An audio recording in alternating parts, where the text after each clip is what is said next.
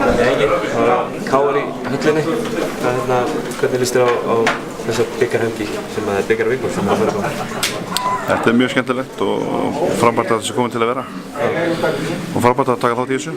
Þetta að fara í stemmileik á móti Njarðvík.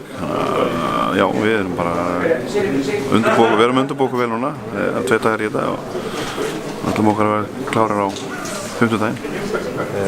Nú hefur liðinu kannski ekki gengið eins og skildi síðustu vikur í deildinni, en þetta er önnur keppni. Lítið þið jafnvel á þetta sem kannski svona staðan til þess að koma sér aftur í gang?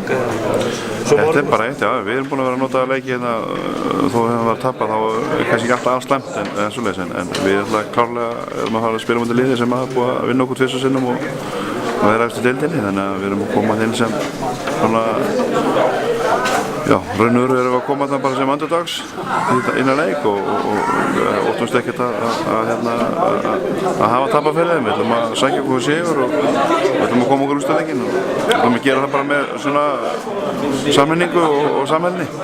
Svona körfuboltaleg, hvað þarf KR að gera til að vinna Njarðvík mótið? Við þurfum bara að eiga góðan leik á báðum endum og tengja saman áhlaup með sókn og vörn.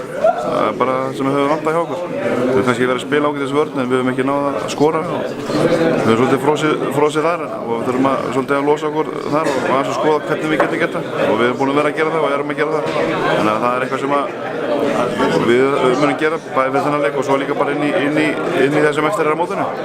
Það hefur verið að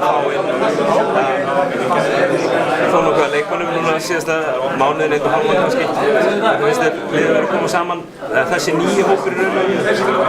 Hann er ekki alveg búinn að teka saman í öll bóksin sko, og við eigum ennþá svona, já, og það er bara svolítið á öllum hópum, ekki bara mér að Hjalta að setja eitthvað saman. Þetta er bara hópur það bara að þeppa sér saman og að hafa þessa einingu sem þarf til þess að lið virki og með það ætlum við að vinna. Þannig að vinna með það að liðið ætlar að gera góð hluti og það er alltaf tilbúinina. Framtíð fyrir byggjum?